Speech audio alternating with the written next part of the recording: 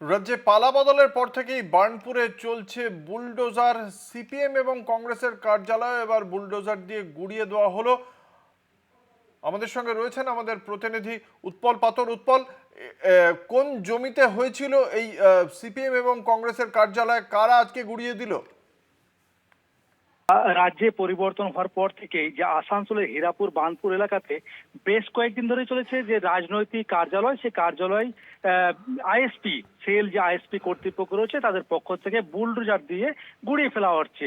আজ সেই ছবি দেখা গেল আজ সকালেও যে গুরুদ্বারা বার্নপুর যে সংলগ্ন সিপিএম এর কার্যালয় এবং যে আপার রোড বার্নপুর আপার রোড আছে কংগ্রেস, সেখানে জাতীয় কংগ্রেস কার্যালয়, এই কংগ্রেস কার্যালয় এবং সিপিএম এর কার্যালয় আজকে সকাল থেকে বুলডোজার চালানো হয় এবং এইসব যে রাজনৈতিক কার্যালয়গুলো অন্যত্র সরিয়ে নেওয়ার জন্য যে সেল আইএসপি কর্তৃপক্ষ তাদেরকে নোটিশ দেওয়া হয়েছিল বলে সূত্র মারফত জানা গিয়েছে এবং তারা সেই কথা কর্ণপাত করেনি।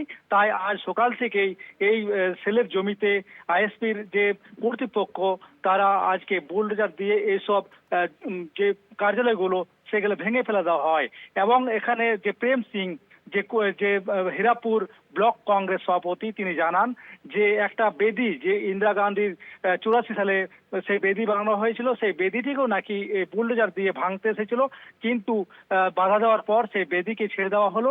যে কংগ্রেস কার্যালয় এবং সিপিএম কার্যালয় ভেঙে ফেলা হয়। অঙ্কুরদা, ধন্যবাদ। আমাদের সঙ্গে ছিলেন আমাদের প্রতিনিধি উৎপল পাথর।